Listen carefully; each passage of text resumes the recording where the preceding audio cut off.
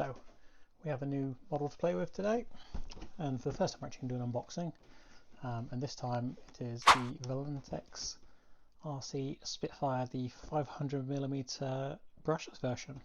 It comes with the XPilot Gyro, just like the other ones do. We've already had the Mustang P51 and also the Corsair on the channel. They've both been really good fun flyers, and I thought I'd show you all what one looks like in the box and how it comes, and see what you think to it. So without any further ado, let's get to it. Obviously, the box doesn't have a lot of information on it.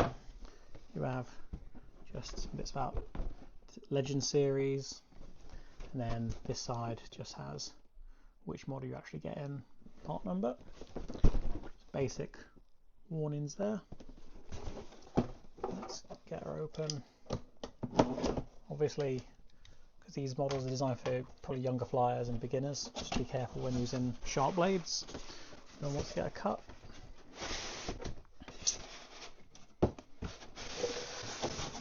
this is very much my first opening of it. That's everything in the box. Nothing else in there.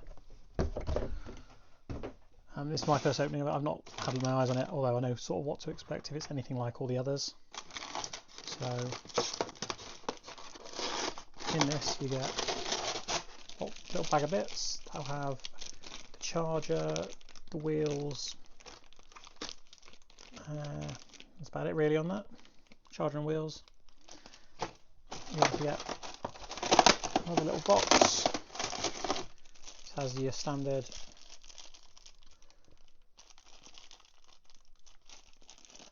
400 milliamp hour 2S battery, but same one that's used in all the others.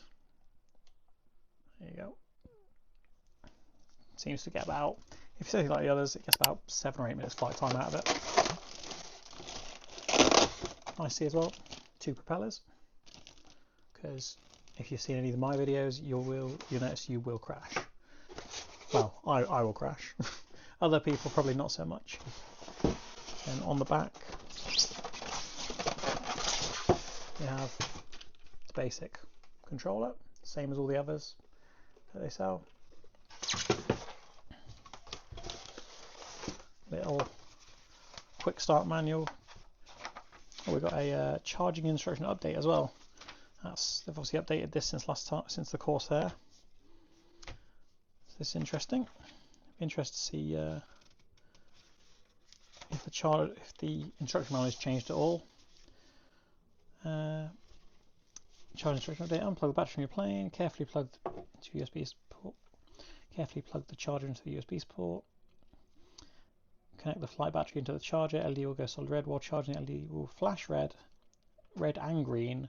When the charge is finished, it will be solid red. So, okay, so they've changed the charge sequence, because before it was red and then would go green once it was fully charged. Now it goes red and then red and green, and then goes solid red when it's finished. But here we have the Spitfire. It looks so good, doesn't it? Like, who doesn't want a Spitfire?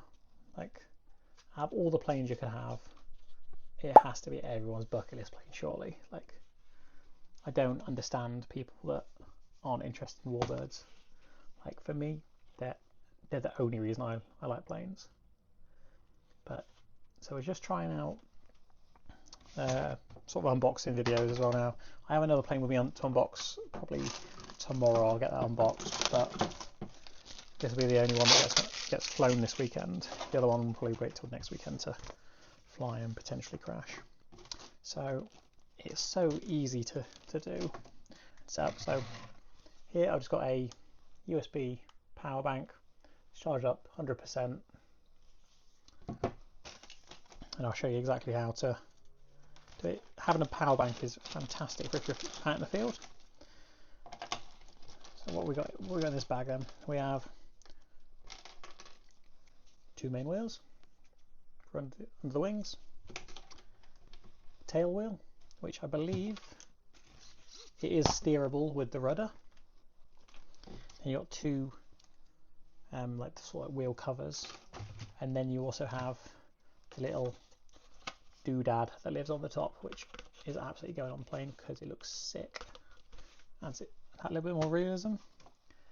I'm not sure what this is like. So this is a spare, it's like a propeller adapter that goes on the end of the motor, which I'm presuming if you only had, say you've got a few different types of plane, if you only had one type of propeller spare, you could put this on the other planes, because I know for a fact that the Corsair and the Mustang use different propellers, but it's not just the propeller is different, it's actually the actual mounting onto it that's different as well. So like it's got a different amount of lugs on it. I don't think you can see very well on the camera there, but it has different amount of lugs on it. Anyway, we'll put that to one side for now, and then we'll get the battery charging. So this is the charger that comes with it. It's still, it says 5 volt, 1 amp, 2 amp. So it charges output 7.4 volt, 800 milliamp hour, which I'm assuming charges at 2 amps then, because it's a 400 milliamp battery. That just plugs into USB power bank. So it just plugs in. This is a 10,000 or 20,000 milliamp power bank. So think how many charges you'd get out of your 400 battery. And then that just plugs straight into there. And now we have the green light showing.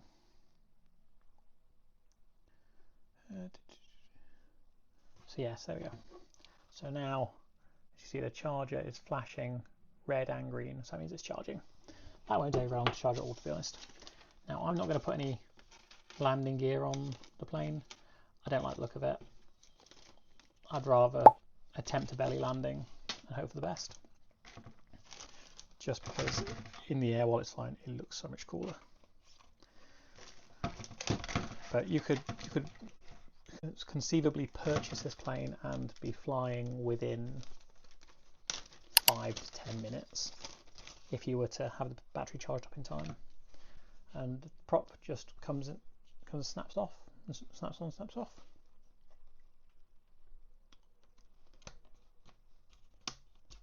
There you go. That's the prop on. It's as easy as that. Now in here, the battery cover that lives in there, comes out like that. Interestingly, the angle of where these are, I'm sure the Corsair used the rear two, but maybe I'm wrong. Or no, it didn't. It did use these two, and I just snapped off the back two because it just looked a bit nicer. And the battery will just plug into there, and that's it, ready to go. Basically, once you get done with it, we'll just take the battery off charge for now. The radio comes with, just needs 4 AA batteries, which I don't think I've got here currently. I'll have to see what I've got lying around in stock, bear with. So, welcome back. Got the controller and I've now picked some batteries. Just rubbed them out of a different controller. So, get these plugged in. It would be nice if there was an easier way of improving the controller on these. It's just it's so small, and I get it's for beginners and probably children, but still, it'd be nice to have something a little bit bigger. So basically, controller wants to be turned on,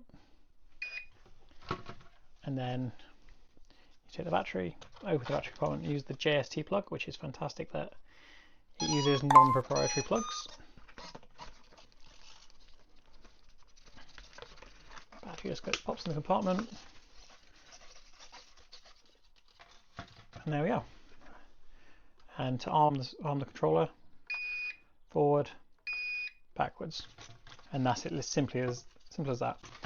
With the controller, it has 3 different settings. So like, you have this switch forward is beginner mode, middle is medium mode, back is expert mode. So that's no gyro, some gyro, and full gyro. Every time I've crashed one of these planes, it's either been in no gyro or mid gyro. I haven't tended to crash them when they've been in gyro mode. You have an aerobatic button here, or an aerobatics button here, which is the sign for it here. Basically, if you press the button and then you press any direction, like up, down, left, right, whatever, it'll do some sort of trick while you're flying, which is pretty cool. And as you can see in the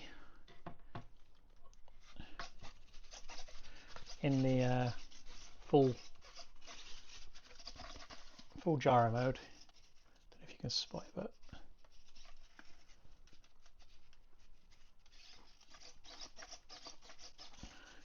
everything does its best to either self-level, get you back to where you were before.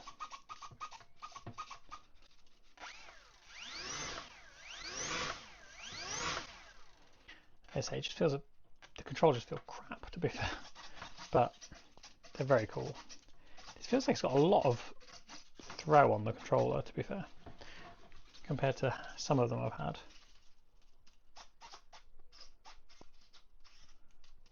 Like,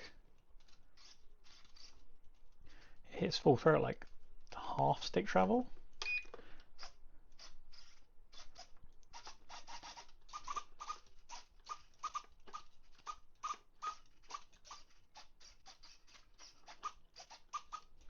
Then you got the rudder.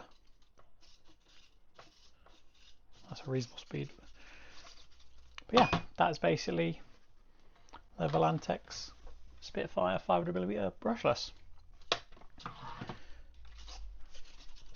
So we'll get this charged up and we'll get it out to the flying field probably tomorrow. Yeah, look forward to giving it its maiden. Hopefully it comes back with everything it started with.